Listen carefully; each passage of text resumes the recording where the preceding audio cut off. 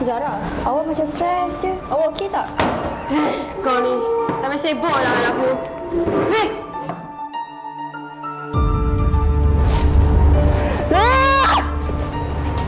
Zara, kau okey tak ni? Stres lah aku. Banyak masalah aku fikir ni. Nah, try ni.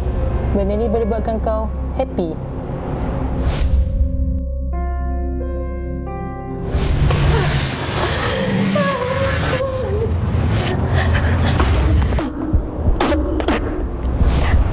Zara!